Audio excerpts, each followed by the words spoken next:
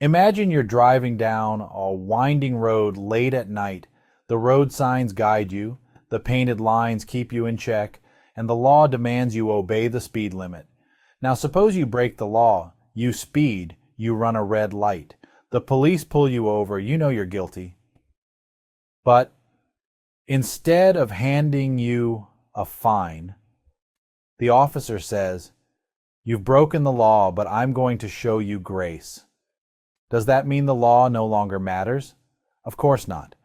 The law is still in place and it still serves its purpose, to keep you safe. Grace doesn't erase the law. It simply provides mercy where the law condemns. This, in essence, is the relationship between God's grace and His law. Many today believe that grace and law are like oil and water, that they cannot coexist. They turn to Romans chapter 6, verses 14 to 15, where Paul writes, "For sin shall not have dominion over you, for you are not under law, but under grace. What then? Shall we sin because we are not under law, but under grace? God forbid." Some read this and conclude, see, we're not under law anymore. We don't need to worry about commandments, obedience, or right living. Grace covers everything. But Paul's next words strike that idea down immediately. God forbid. He wasn't abolishing law. He was setting the record straight. Think of the law as a mirror. When you wake up in the morning, you look into the mirror and see the reality. You've got messy hair, sleep in your eyes, and maybe even a bit of drool on your cheek. The mirror shows you the problem, but it doesn't fix it. It doesn't reach out with a comb and brush your hair. It doesn't wash your face. It simply tells the truth. That's what God's law does. Romans chapter 4, verse 15 says, "For the law brings wrath, but where there is no law, there is no transgression." In other words, without law, there's no sin.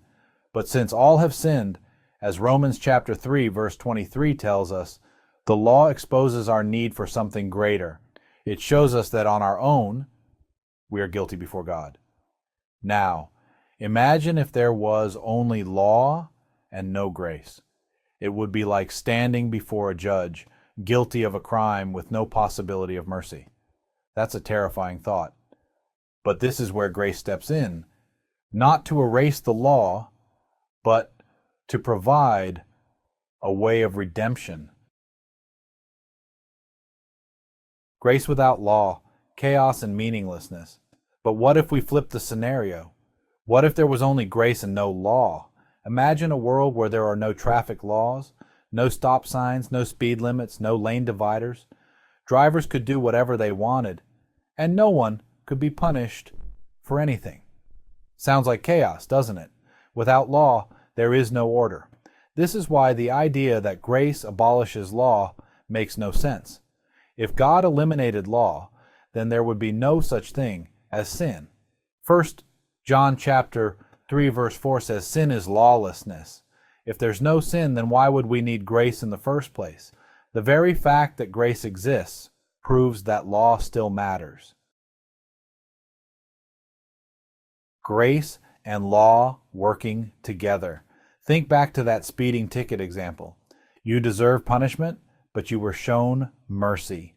Now, does that mean you should go out and break the law again, assuming you'll always be let off the hook? No. Grace should make you more grateful, more responsible, more eager to obey, not less.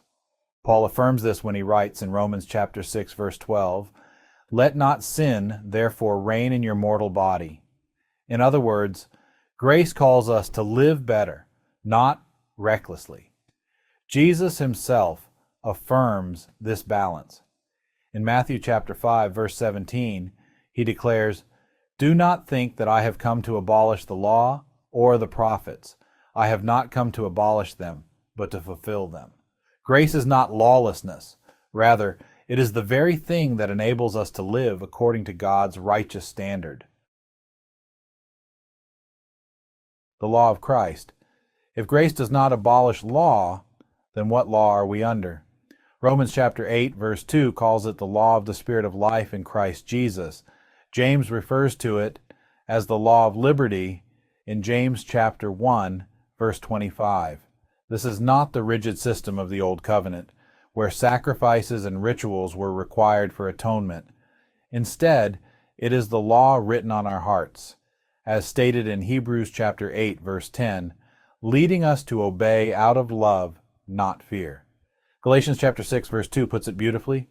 Bear one another's burdens and so fulfill the law of Christ. This is a law driven by grace. It doesn't diminish obedience, it elevates it. It transforms it from duty into delight.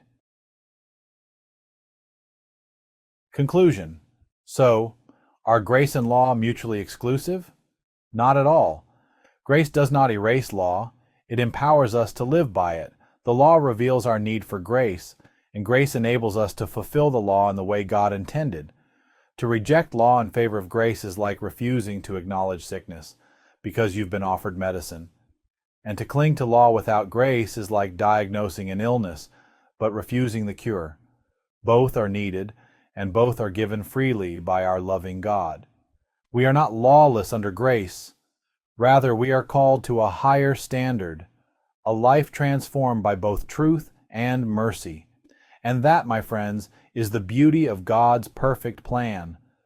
So, the next time someone tells you that grace means you can ignore God's commands, remind them true grace leads us closer to God, not further from Him.